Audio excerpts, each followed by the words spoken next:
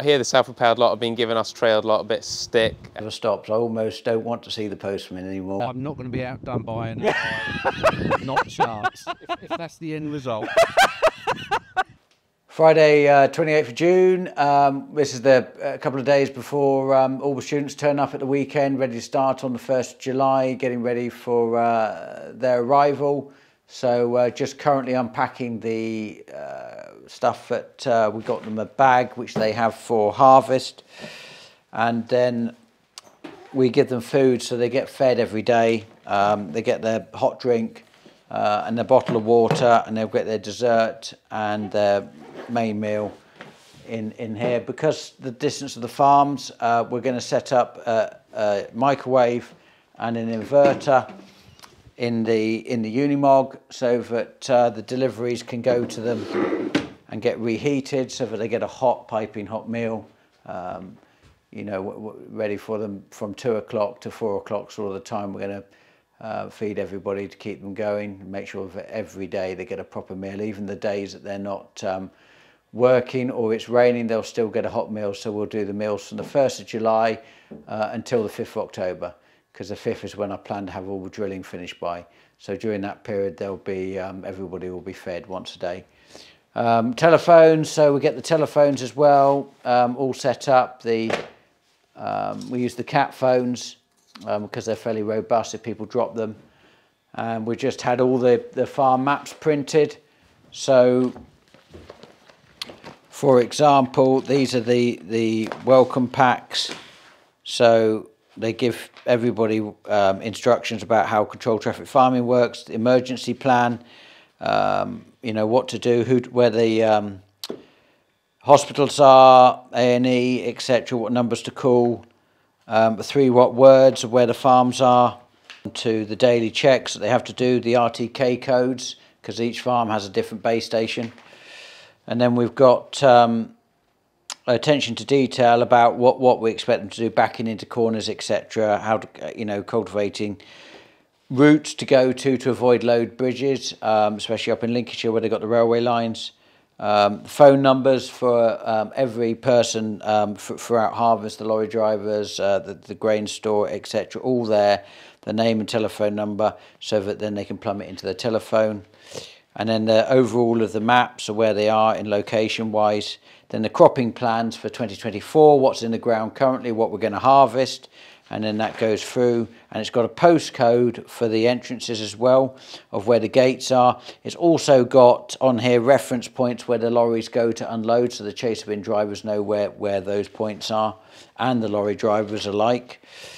And then when you get to what's going to be drilled, so the cropping plans are 2025, so we've got the overall plans, and then you go down into finer detail of each one, so you can see where they are. Bits which are SFI are going in, some awkward entrance fields which are going into SFI, so you can see what they're going to be drilled, and so on.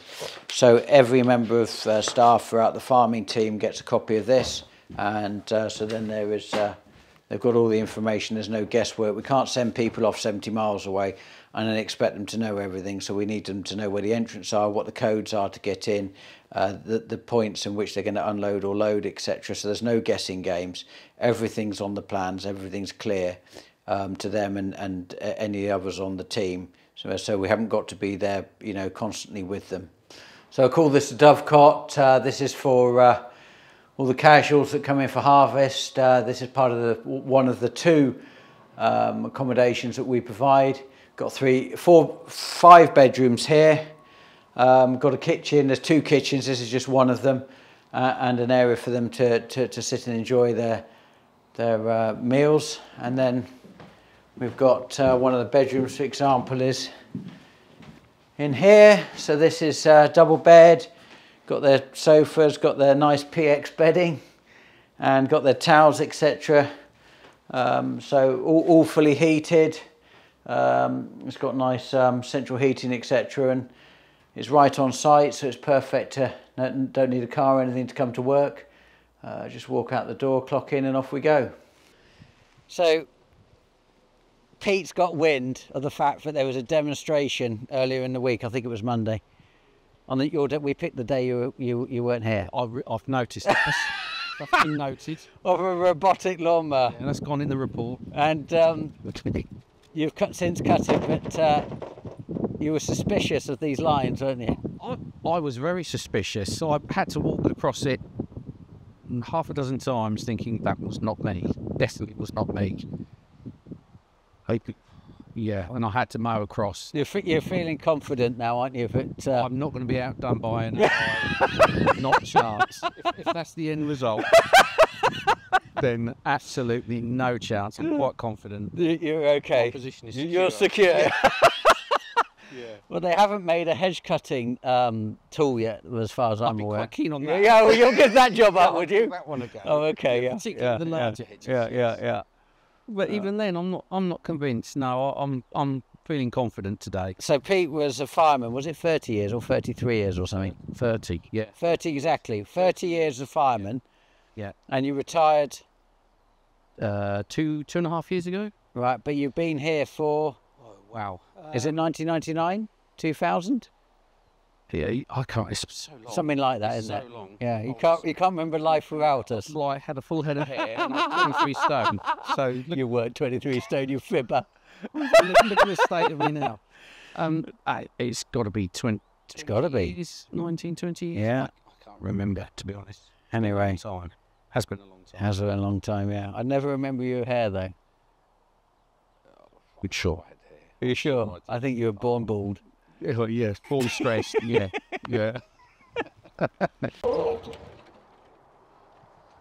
What?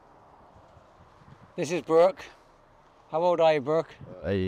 18. So Brooke is on an apprenticeship programme through Cambridge Regional College. You're on your second year, aren't you? First, second year starts in September. Yeah. And how many years you got to do? 1 year. One more. Yeah. So Brooke is an apprentice to become a carpenter, working with Chris, who actually happens to be his father, as teaching you. Is he teaching you well? Yeah. So we've just got Brooke learning how to use the vibrating roller, just making a difference here. Then I think you're waiting for the roof trusses to come, aren't you, to put the roof up on the cherry tree. Yep. So 1 day a week he goes to Cambridge Regional College on a Monday. And have you had your last day there yet for some holidays? This week was the last week. Just gone? Yeah. Okay. So you do 1 day a week. And what did you do this last Monday? Swung a door. Door swinging. Right, okay. And then so you're going to do the roof trusses. This will be the first roof trusses you've done? Second lot. Okay. And then you're going to build all the panelling, aren't you, on your own in the boardroom? Yeah. So we'll be able to film that. Yeah. Well done. Kieran and Graham and Glyn are all been doing N20 at night. Sandy's been doing the Ps during the day. So with the N20, the reason we put it on is to increase the protein content in the milling wheat, and that's for that wheat to go into the bread making. So the higher the protein, the better the loaf of bread. And there is a point for it. If you go too high, it starts to go the opposite way. But the contracts are 13% protein. Wheat, as a rule, will, depending on the variety, will only do 11.5 to 12% protein. So you add this protein spray, which takes it above 13%. Now, the reason we do this is effectively it's going to cost us about £12 a tonne, taking out the cost of application, but just the product cost.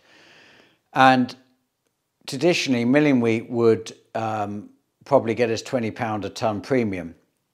This last year, I've sold milling wheat for August delivery of a premium of £101 a tonne. So effectively, we're raising the protein to try and get the protein into the mills, and we're chasing, over £88 a tonne, excluding the cost. And it's an important market for us because all of the milling wheat in which we grow 1,500 hectares. Next year we've got 1,700 hectares. So effectively you've got 1.5 million If you only get £70 a tonne premium, which we get on some of it, depending on the season, we've got £1 million to £1.5 million premium. That's what we're chasing, and it's so important to us to get the milling wheat right, because this is the difference between the cost of production and actually making a profit on growing the wheat. And we only grow milling wheat. We don't grow the feed wheat in the other versions. So that's why we're doing it at night, because you can't have it scorching, doesn't really want the heat or the direct sunlight. So we're having to go out of our way to do it during the cool climate and where there's no direct sunlight. So it's a very important application for us. So yeah, we're here to spray the rape off to kickstart harvest.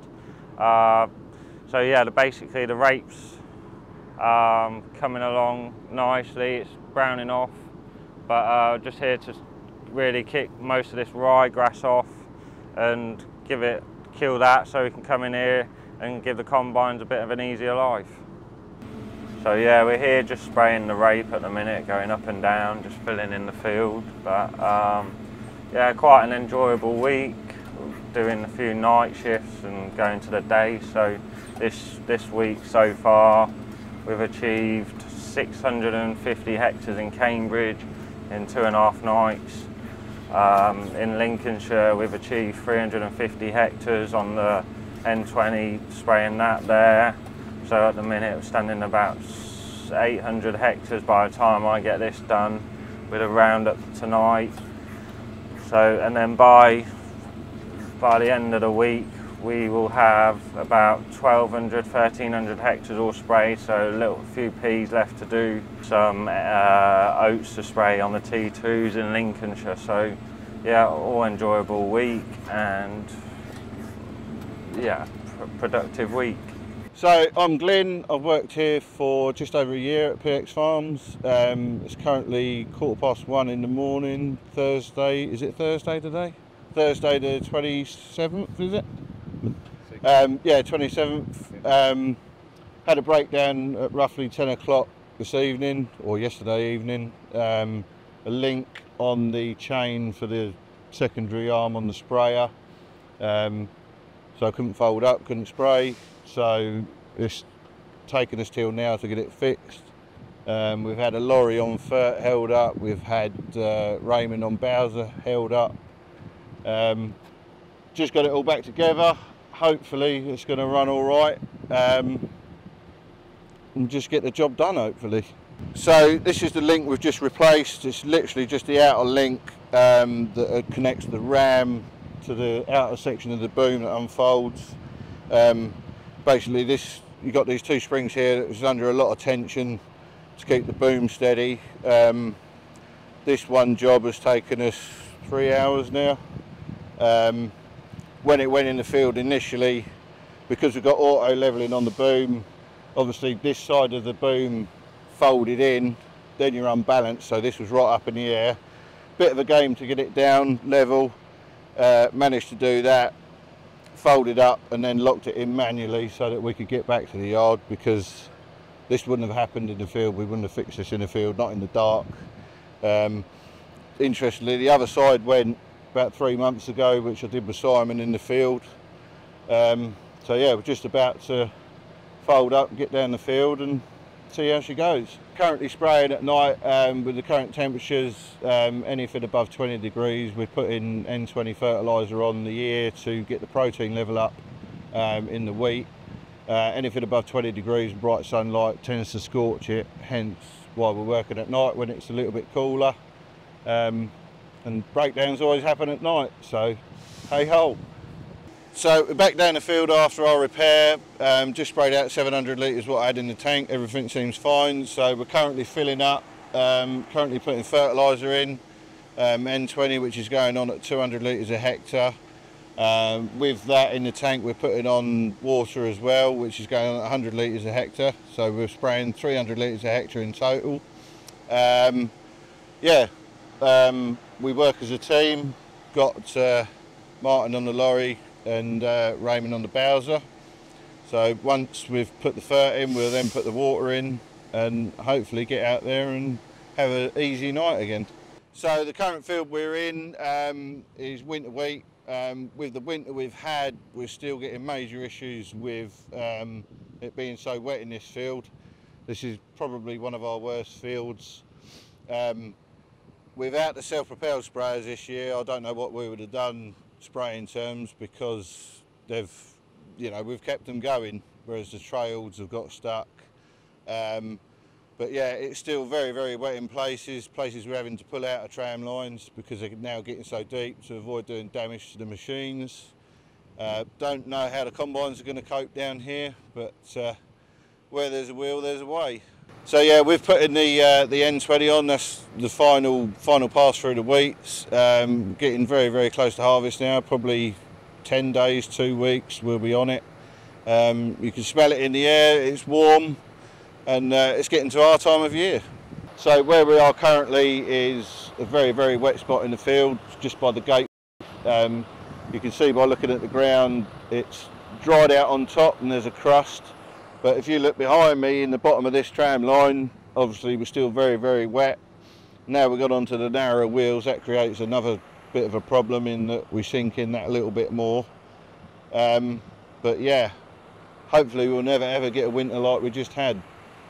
I hear the self-propelled lot have been giving us trailed lot a bit of stick. I'd like to say that with the trails, it allows us to go into slightly wetter fields and carry not as much weight as the self-propels. Also with the tractors as well, we've got multiple use instead of the sprayers sitting there all summer, not doing as much as what they normally would. Yeah, and I think these are generally a lot more comfortable. I don't think they'll like to hear that, but yeah, I'd much rather have a trail setup than what I would have self-propelled. Just getting the final touches now, ready for the guys which are turning up this weekend. So they all get a safety helmet with earmuffs on, and they get their waterproof jackets and the warm jacket. They get the bag, and they can then use that if they want to for their lunches. They get a baseball cap. They get the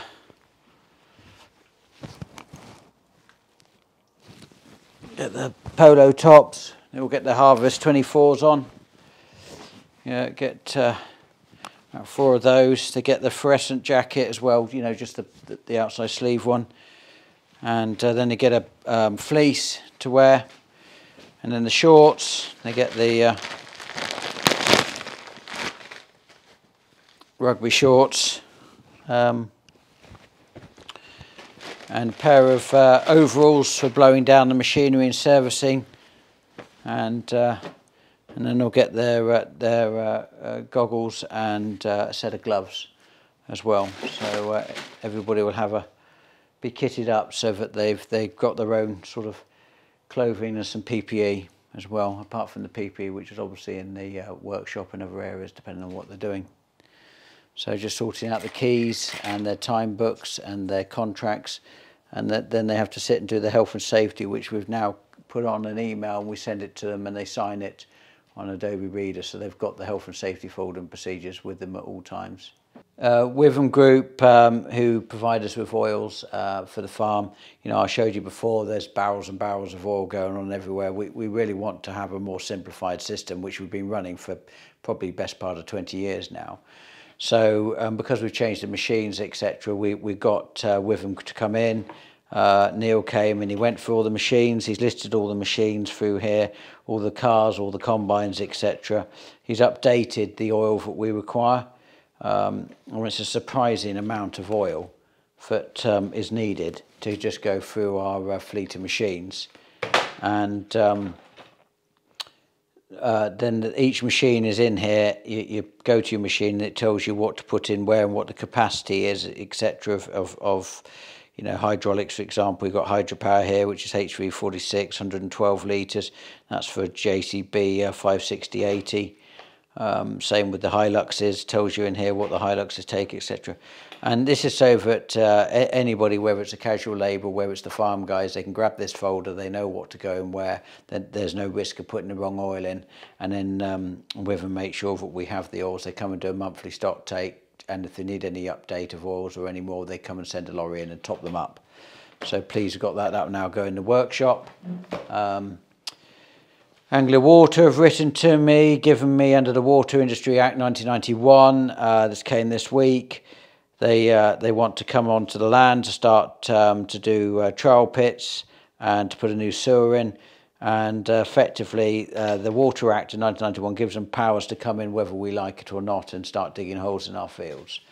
I think a lot of these sort of compulsory purchase type arrangements need to be reviewed and looked at, because they're woefully undervalued what we get paid.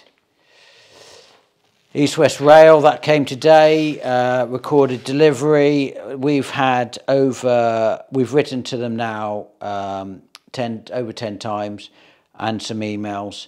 We've had best part of 16 communications from them of this nature. This is intrusive. They want to come in and start digging holes for the new railway line that goes from Oxford to Cambridge, which in my personal opinion is a complete waste of time. And this individual, Kirsty Young, who keeps sending me these letters, has never had the decency to reply to one of my letters that we've sent to them.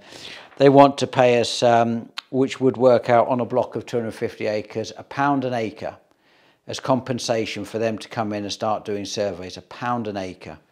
I mean, it's, you know, my car ends up taking more fuel than what they want to pay us, and the amounts they want to pay us for agents and for solicitors is effectively probably half what any professional body is prepared to work for. So tendered for a new farm that came up, got that in yesterday. Wait to hear hopefully next week how that goes, if we've made it to the shortlist.